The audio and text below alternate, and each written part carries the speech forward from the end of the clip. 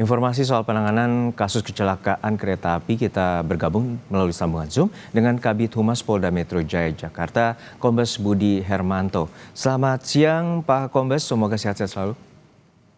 Selamat siang Mas Juno. Ya, Pak Kombes Budi, untuk saat ini merupakan tragedi dan juga keprihatinan bagi kita semua bahwa ada 15 penumpang yang meninggal dan juga ratusan orang terluka. Untuk saat ini seperti apa pihak kepolisian melakukan penyelidikan awal dan apa penyebab awal terkait dengan kecelakaan ini? Terima kasih Mas Juno. Yang pertama kita semua menyampaikan duka cita yang mendalam ya atas insiden musibah kecelakaan kereta api ini. Apalagi salah satu korban yang meninggal dunia adalah karyawan dari Kompas TV. Kami menyampaikan bela sungkawa, semoga seluruh korban yang meninggal mendapat tempat yang layak di sisi Tuhan, termasuk yang dalam kondisi sakit observasi segera diberikan kesembuhan dan pulih kembali. Nah, perlu kami sampaikan kepada Mas Juno dan teman-teman sekalian bahwa ada suatu rangkaian kronologis yang harus kami masih dalami, yaitu ada dua peristiwa. Yang pertama terkait tentang kejadian awal di mana kendaraan taksi online ini melintas di perlintasan sebidang Jalan Ampera, Bekasi Timur. Nah, setelah itu kendaraan tersebut terjadi malfungsi ataupun terjadi kerusakan sehingga berhenti di rel kereta dan ini mengganggu perlintasan kereta listrik komuter lain KA 5181B arah Cikarang menuju Jakarta. Terjadi kecelakaan pertama sehingga mengakibatkan jalur perjalanan kereta api terhambat, di mana berdampak terhadap kereta api yang berikutnya, itu dengan nomor 5568A. Inilah yang terjadi yang mengakibatkan fatalitas, kerugian baik materi, kerugian jiwa, serta luka-luka, di mana KRL 5568A ditabrak dari belakang oleh kereta api cepat Argo Bromo Anggrek tujuan Surabaya Pasar Turi. Penyidik kepolisian sudah melakukan penyelidikan dan penyidikan terkait tentang dua peristiwa ini, tentang taksi yang ditabrak oleh kereta api 5181 serta kereta api Argo Bromo yang menabrak kereta api 5568 tujuan Kampung Badan Cikarang. Cikarang. Nah, ini juga bekerja sama dengan PT KAI bersama selaras dengan KNKT terkait tentang peristiwa yang terjadi. Kami sudah melakukan pemeriksaan, wawancara, serta pengambilan keterangan 22 orang saksi dalam peristiwa ini. Kami juga sudah mendatangan dari Inavis, Puslapor, Mabes Polri, serta melakukan olah TKP. Dan perlu kami sampaikan, Mas Juno, ini update data terkini ya terkait tentang kondisi pasien. Kami terima hari ini per 29 April 2026 sekitar pukul 11.00 korban total adalah 106 orang, di mana korban luka 90 orang, ya 44 pasien sudah pulang ke rumah, 46 pasien sedang melaksanakan observasi, meninggal dunia 16 orang. Jadi data yang kita dapat sampai dengan siang ini baru meninggal dunia satu orang pasien di rumah sakit RSUD Bekasi, perempuan usia lebih kurang 25 tahun. Nah, semoga tidak ada penambahan dalam korban yang meninggal dunia ya. Kita sama-sama berharap tentang kondisi itu. Nah, termasuk Rumah Sakit Polri Kramat Jati pada tanggal 28 April 2026 sekira pukul 13.00 sudah dapat mengidentifikasi 10 jenazah yang dikirim ke Rumah Sakit Polri. Ini baik melalui postmortem dan antemortem, dan ini juga sudah diserah terimakan kepada pihak keluarga pada hari yang sama untuk dilakukan pemakaman dari pihak keluarga. Ya, maaf Pak, saya konfirmasi ulang bahwa untuk saat ini informasi terkini dari pihak Rumah Sakit Polri bahwa korban meninggal satu orang perempuan berusia 25 tahun dan total hingga saat ini ada 16 korban meninggal. Benar Pak Kombes Budi? Ya, Kami selalu mengupdate koordinasi dengan posko pelayanan yang sudah dibentuk dari pasca kejadian.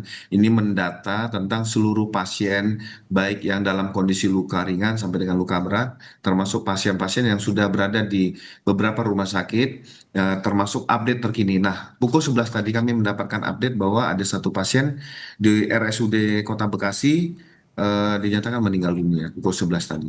Baik, ini tentu menjadi keprihatinan bersama bahwa korban jiwa akibat tragedi Bekasi bertambah 1 orang dan total menjadi 16 orang meninggal dunia. Pak Kombes Budi, untuk saat ini sebenarnya untuk pemeriksaan terhadap sopir taksi online sudah seberapa jauh dan apa saja keterangan yang diungkapkan oleh pihak taksi online tersebut? Ya, terima kasih Mas Juno.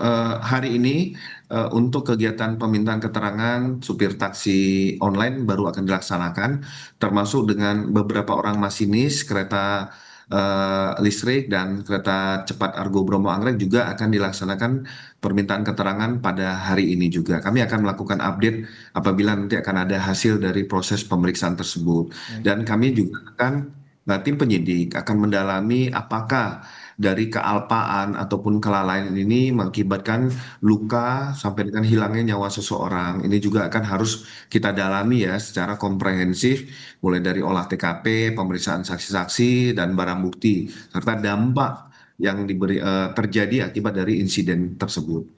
Oke, Pak, untuk saat ini tadi Bapak menyebutkan tim Inavis dilibatkan, Puslapor juga dilibatkan dan juga penyidikan sudah memasuki tahap awal. Untuk saat ini apakah ada dugaan terkait dengan sistem error atau human error dalam insiden ini?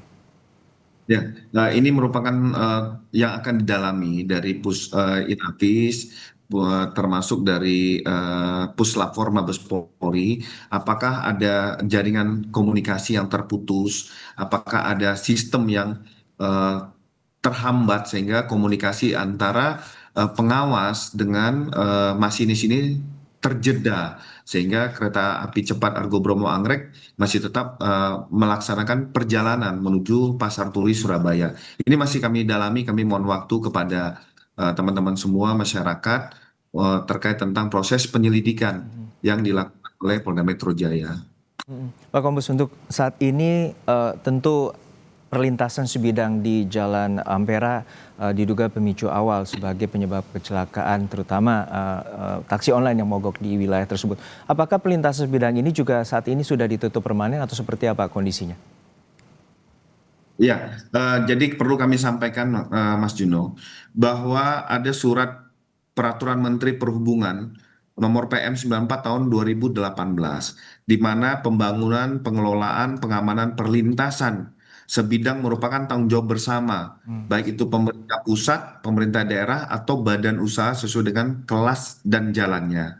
Termasuk surat edaran SE nomor 3 tahun 2021 Direktorat Jenderal Keretaapian, Kemenhub mengeluarkan surat edaran nomor 3 tahun 2021 yang mewajibkan melakukan evaluasi dan peningkatan keselamatan di perlintasan sebidang termasuk pemasangan palang pintu. Nah, kita melihat bahwa di perlintasan Jalan Ampera tersebut belum ada penerangan termasuk penutup palang pintu yang ada di wilayah tersebut. Nah, ini menjadi evaluasi kita semua ya untuk melihat bahwa keselamatan jalan kereta api ini juga menjadi suatu prioritas utama dan kita juga akan memberikan warning ataupun himbauan kepada pengemudi baik itu roda 2 maupun roda 4 dan maupun orang yang melintas di jalur kereta api tersebut. Baik, untuk saat ini terakhir Pak Budi, untuk imbauan dari pihak kepolisian terhadap masyarakat pasca insiden ataupun tragedi kecelakaan di stasiun Bekasi Timur. Ya, yang pertama dengan adanya insiden ini kita juga ke depan untuk bisa memitigasi, meminimalisir terjadinya kejadian-kejadian serupa. Kami menghimbau kepada seluruh masyarakat untuk kita lebih berhati-hati pada saat mengendarakan kendaraan di perlintasan kereta api. Yang kedua, kita juga memprioritaskan kereta api untuk melewati jalurnya terlebih dahulu. Kita lebih baik mengalah karena sepersekian detik itu dapat berakibat fatal bagi keselamatan jiwa, harta benda dan kondisi keselamatan.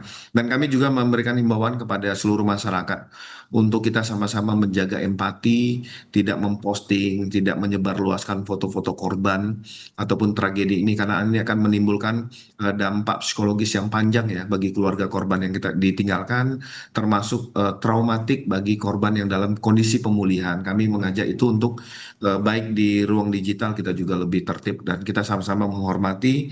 Dan yang paling utama adalah prioritas utama pemerintah pada saat ini adalah bagaimana memulihkan kondisi korban yang masih ada di rumah sakit, baik itu pendampingan secara medis maupun psikologis itu harus ada dilakukan. Dan ini tim dari Polda Metro Jaya selalu melakukan pendampingan terhadap psikologis daripada korban-korban yang ada. Ya, maaf terakhir Pak Kombes Budi, untuk saat ini ada satu korban perempuan berusia 25 tahun di RSUD Bekasi yang meninggal akibat tragedi stasiun Bekasi Timur. Untuk saat ini ada informasi terkait nama korban dari penumpang?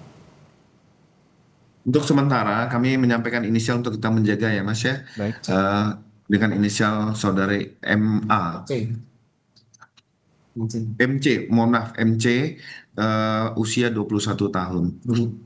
Ulangi 25 tahun. Berasal dari RSUD Bekasi, Jawa Barat, betul, Pak? Bekasi. Baik, Ya. baik. Terima kasih sekali lagi. Tentu ini menjadi keprihatinan bersama dan juga ini menjadi evaluasi bersama terkait dengan sistem perkeretaapian dan juga perlintasan yang juga selama ini tanpa adanya palang pintu resmi. Terima kasih sekali lagi informasinya yang telah diberikan bersama kami di Kompas Siang, Bapak Kombes Budi Hermanto, Kabid Humas Polda Metro Jaya, Jakarta. Sehat-sehat selalu, Pak.